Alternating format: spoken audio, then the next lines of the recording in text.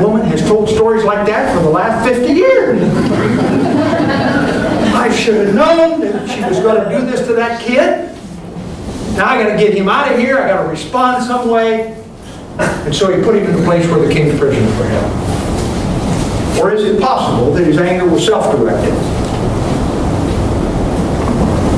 Maybe he hadn't seen it several times before. But he's saying to himself, I got to be smarter than that dealing with these guys. I can't leave them alone. I don't know who he's angry at. I know he was angry. And I'm fairly certain that it wasn't at Joseph.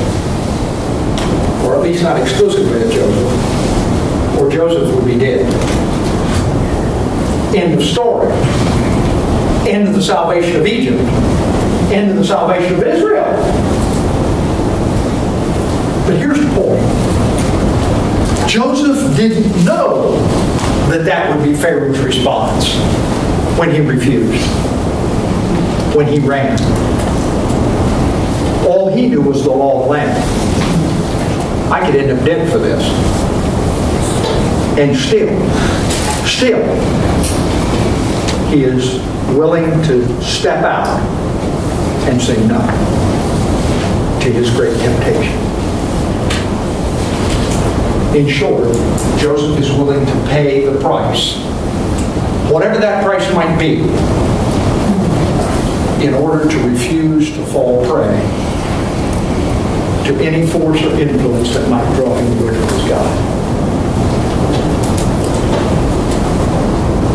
So I ask you again, to answer in your mind quietly, what's your greatest temptation? Are you willing to pay any price? Are you willing to do whatever is necessary to resist that temptation and not fall prey to those powers, those forces, those evils that we draw away from God? That's the battle plan. That's all the kid had.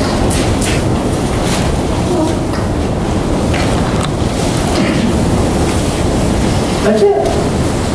And he overcame. Now watch this. You have an advantage. You have an advantage that Joseph's battle plan does not give him.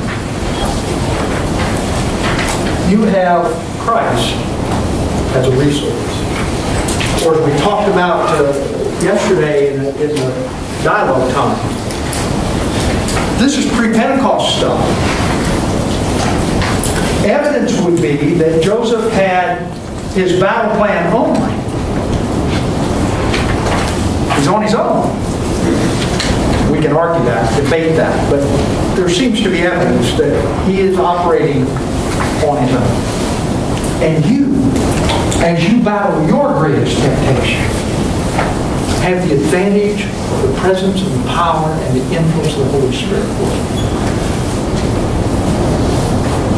Therefore, there is absolutely no excuse for falling prey to your greatest temptation.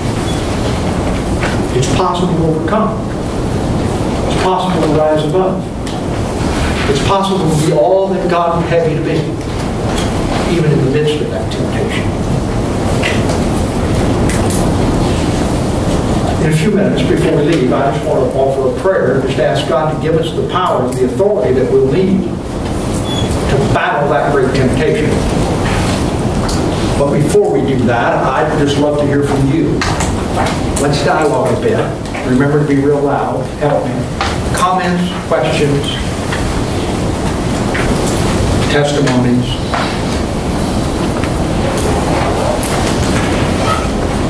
I just think the last point, costly, results.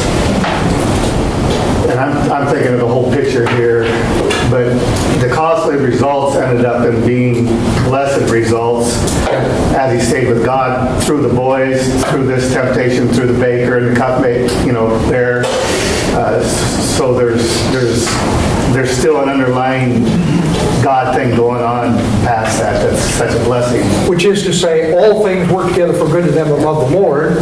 And that doesn't necessarily have to be a pre-Pentecost statement. I read that someplace, you all might find it. That doesn't have to be a pre-Pentecost statement. So, yeah, it turned out for the betterment of Joseph, for the betterment of two nations, and frankly, for my benefit and for yours, because those nations were saved. This is pre-Jesus stuff, and the nation of Israel is being saved in Joseph's life. Jesus came because Joseph was successful. I don't think that's much of a stretch, frankly. Yeah, it's an excellent observation. What else? Yeah, please. The second point, careful reasoning. I thought of Daniel. He purposed in his heart.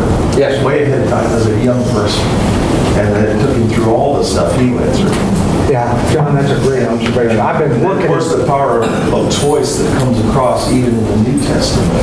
The power of our choice. Yes. Yeah. I've been working in Daniel just a little bit because I'm hoping to develop a series, that working title, I don't know how it'll come together, that I'm calling Being Salt in Post-Christian Culture.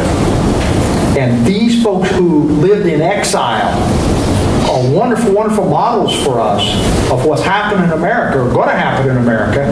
I'm neither a prophet nor son of a prophet, but I think I say that with some degree of authority. We are people rapidly moving towards exile in our own land. So we need those guys, Daniel and Esther and Shadrach, Meshach, and Abednego and others, as a model for how to behave. And, so I've been looking at Daniel even this morning, and I agree with you wholeheartedly. He purposed in his heart in the very first chapter. Yes, sir? I think also that reading, I was thinking of Paul, in Philippians, he said, this one thing I do. Yes. He parked everything else to the side, and that's where his focus was. Yeah. That's basically what the kid did. Excellent. You all got it. That's cool. Anyone else?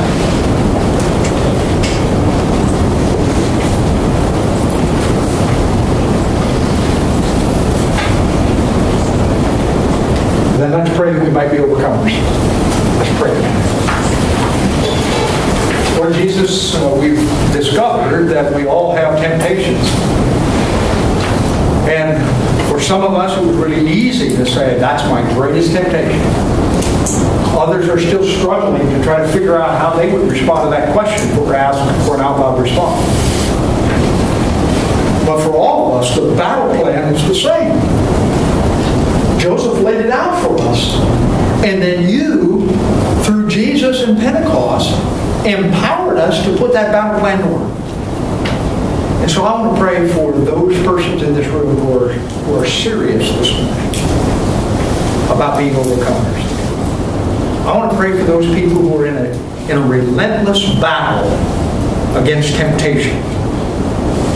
I want to pray that your Spirit might come in power and in authority and might help them to be all that you planned for them to be since the beginning of time.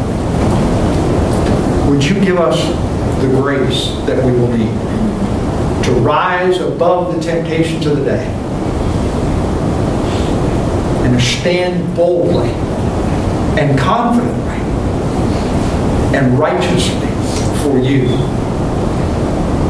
For you are our strength and our Redeemer. We praise you, we love you, we thank you. We thank you even for the challenges of living this life. Pray that you might enable us to live it your way. In the name of Christ. Amen. Tomorrow we're going to talk a little bit about overcoming bitterness and anger. How in the world did you do that? I mean, I'm mad at his brothers, and I didn't even listen. About the third year of the whole, and I'm mad at Mrs. Potiphar, and I don't know. Joseph overcame bitterness and anger through the power of forgiveness. So we're